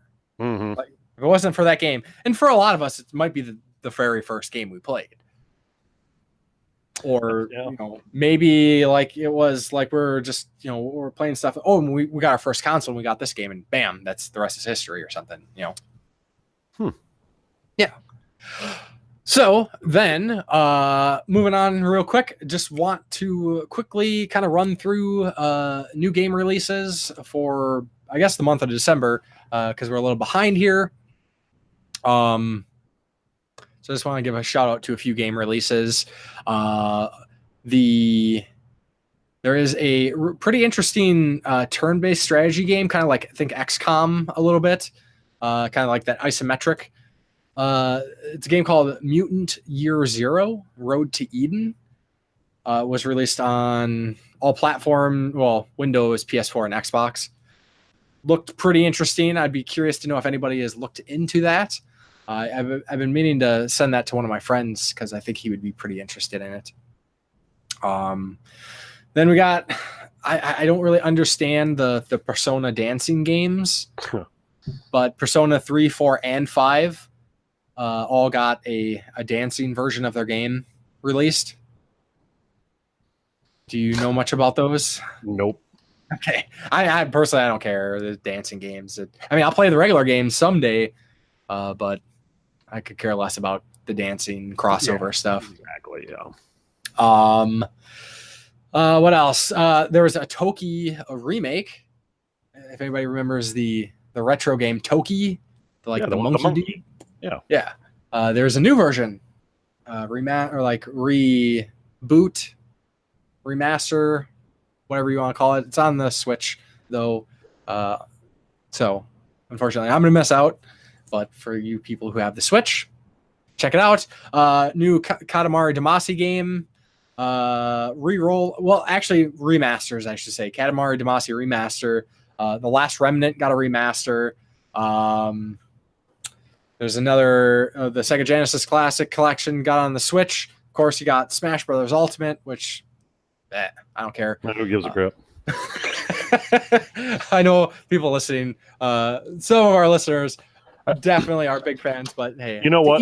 I hope you're playing Smash while you heard me say that. Man, who gives a shit?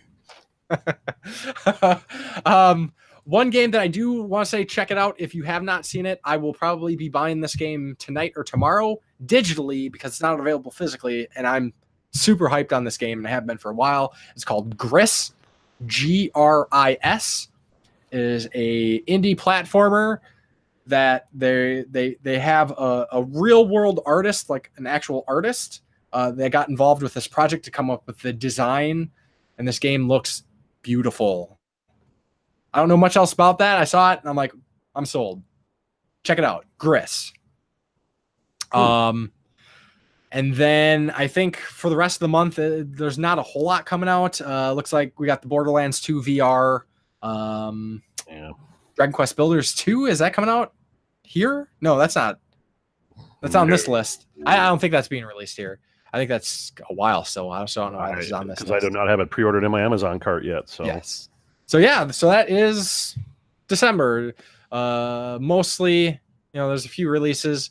I think this is the month of recovery or trying to catch up. I need to catch up because I still need to play Tomb Raider and Spider-Man and Dead Cells and. Yeah, you can. That's not even up for pre-order on Amazon yet. That Dragon Quest Builders 2. So yeah, that must be Japan only right now. Yeah. So then I guess as we kind of wrap things up here, what are your plans for the next couple weeks? Well, kind of like I said in what I've been doing. So I work for a company that gives us a lot of time off, not using our own vacation. So we get like 2 days off so we get the Monday and Tuesday for Christmas and the Monday and Tuesday for New Year's paid. And then I'm adding a couple of days of my own vacation to really give myself a stretch of time. So really going to try to plunk down, like I say, my goal before the new year is to beat Dragon Quest 11. Loving it so far. Little easy, but I love it. I'm start to finish. I'm loving it. Yeah. And then, like I say, I'll probably start Nier Automata. Yeah, I know. It's like I say, I know you're just like, you need to play that so we can talk about it. And like, yeah, I know. What I might do is I might like talk to Church after this if he's got a way to, if it connects with the podcast, should take a picture of my like shelf of just PS4 games and be like, I've probably played and beaten a 10th of them, if not like a 16th. I mean, I'm kind of there with you. I think a lot of people probably listening are probably right there with us. There's a lot of good stuff, and it's like just gotta make the time. I honestly, I should almost go to therapy for getting away from Final 14 because it's comfort food. It's just cool. I'm gonna say it. Trigger warning for substance abuse. I like to come home, smoke a little weed, zone out, little bag of munchies. Well, I have a dual monitor set up for my computer. So one monitor, I can play that, and then I can have YouTube or Netflix or the Wrestling WWE Network playing on the other monitor, and I get multiple media coming in, and I don't have to think. It's just I'm a creature of habit. Sure. So I'm Right thinking about on. dusting off the Nintendo. I don't know. Okay, so this is going to sound sad. I'll make this quick. So I'm sorry. I've been really ranty tonight. I apologize, guys. So I will not buy a Switch. I refuse to. Unless, Octopath Traveler sounds really cool, but I will not give money to Nintendo unless somebody is like, hey, you can have my Switch for like $100. Oh, okay, maybe then. But I will not buy a brand. Anyway, because Church knows I like the Dynasty Warriors series. He doesn't like them. That's cool. I understand why people wouldn't like them. Oh, you push one button and kill 5,000 guys. Yeah, that's why I like them. Sure. And they have a grindy aspect to them because you have a lot of levels and a lot of other things. But I really, really want to borrow our mutual friend Ryan's Switch from him one time because I want to get the Fire Emblem Dynasty Warriors that they put on the Switch exclusive. Fire Emblem Heroes. Yeah, no, Heroes is the mobile game, or did they call the one on the Switch that Fire Emblem Warriors? No, I thought it was. Yeah. Anyways, it's the Fire Emblem Dynasty Warrior because they did it for Dragon Quest, the Dragon Quest Heroes. Ever since the Zelda Dynasty Warriors exploded off the Wii U. I felt bad because again at the time I didn't. I had a PS3 and an Xbox, I didn't have a Wii U at the time, and I was like, oh. I remember watching them put that out. I was like, I really want to play Hyrule Warriors. That looks so fucking cool. But I wasn't going to go buy a Wii U just for one game. Mm-hmm. And, down the line, I get a used Wii U, play the crap out of it. And then, so I felt bad at the time. I'm like, crap. But then they're like, I happen to see somewhere, they're like, Dragon Quest Heroes. I was like, it's probably going to be JP only. And they're like, nope, coming out. I'm like, fuck yeah, fuck you, Zelda. Eat it. I get Dragon Quest, my favorite RPG series, in Dynasty Warriors form. I have both of them, and I've beaten them. I've almost platinum both, but the platinum for number 2 just required too much online crap, and nobody played online. Shocker. So I might bite the bullet, try to find a used copy of that Fire Emblem, Warriors, we'll just call it, and then borrow his Switch because he doesn't play because he got pinball machines. So that's my plans. What are your plans for the next couple of weeks? Well, we'll see. I guess Fallout 76. I'm still. We just said we weren't going to talk about it. But that's what I'm playing. I'm right now. I have when I really get engaged in the game, I just have that addiction where that's all I want to do. So I'm trying to pull myself away from Fallout because I really, really want to play Shadow of the Tomb Raider because I pre-ordered Shadow of the Tomb Raider. Did that have a collector's edition or anything? It did, but the collector's edition didn't come with the game, and it was really expensive. So I'm like, I'm not buying the collector's edition. Oh, so you just get the steel case and no disc in there? You just get the code for it? No, I don't even think that came with a case or anything. I think it was just it was a collector's edition without the game. Ugh. Yeah, which is happening a lot more with a lot of these. So I ended up getting the steelbook version, and no regrets pre-ordering it. I know a couple weeks later they dropped the price, but like I say before, a lot of times when I'm pre-ordering games, it's because this is my way of supporting. This is saying, hey, I love Tomb Raider. I'm supporting this game. I know it sounds like it did okay, but didn't meet sales expectations and that stupid bullshit. So, but fortunately, this was the last of this trilogy, so I don't have to worry about it getting canceled or something because this should be the end of this trilogy before they do something else. But anyways, maybe I'll get to Shadow of the Tomb Raider. Like I said, I do plan on buying Gris tomorrow, the indie game that I talked about, because it looks incredible. I don't think it's very long, so I could probably squeeze that out and get right back to Fallout. Yeah. And then probably play some more VR. I think I want to try tackling Rush of Blood. Try to get that checked off because I know that's not a super long game, and we'll see about maybe getting into some more VR stuff. I played the demo for a game called Thumper, which is kind of another kind of rhythm game, but that game is trippy as hell. Yep, I played that one. Yep. On VR. Yeah. Because Ryan has an Oculus. That was one of the first games he bought. Because you're that little beetle. I was like, holy! Like when I started playing that game, I was like, whoa! Like if there is a I mean, it seems like the end of this podcast. We're talking about like drug use and stuff. But man, if there's somebody who weed, trip out on Thumper, you know, not even that. Like if there's somebody who does like hallucinogens, man, like holy crap! Like that game would be like out of body experience because even like sober, that game is just like holy. This is like trippy as hell. Like it's wild. It's really cool. And I guess Limited Run did a release for it, and I probably just like ignored it because it's like, oh, I don't have PSVR, blah, whatever. So let's see about maybe trying to get a physical version of it. But you know, with some of these VR games, they're just not going to do physical versions for. So like you know, like Beat Saber and you know, so some games I'm just gonna have to get digitally. So we'll see what happens. Okay. So then with that said, I just want to let everybody know how they can get a hold of us. Of course, there is the YouTube and SoundCloud uploads of this. So check those out, and you can find me on Facebook, Twitter, Instagram. Just look up the Game Grinder, YouTube as well. Justin, you can leave comments on the YouTube video, or you know, leave them through me, and they will get to him. And then I do want to mention again, I guess for anybody who's been following, this is now a yearly tradition. The last podcast of the year, we have Chris, the Old West Retro Gamer, join us for some kind of like game of the year, kind of the year in gaming conversations. So he will be joining us for the next episode. So look forward to that. It's always a lot of fun. He's a great guy, and it's great having him on the podcast. Yeah. So I think that is going to do it for this episode of the Game Tangents podcast. We might have to change to that soon.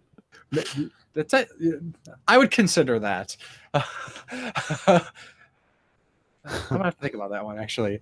I say it quite a bit now, it seems. But yeah, so thanks everybody for listening, and we will talk to you next time. Later.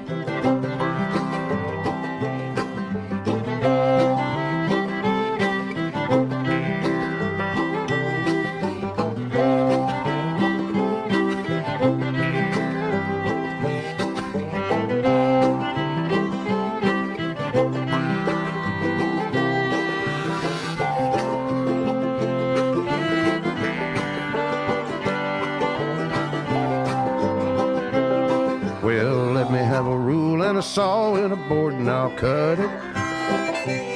I'll climb up a ladder with a hammer and a nail and I'll nail it. Well, we worked so hard to build a little house together.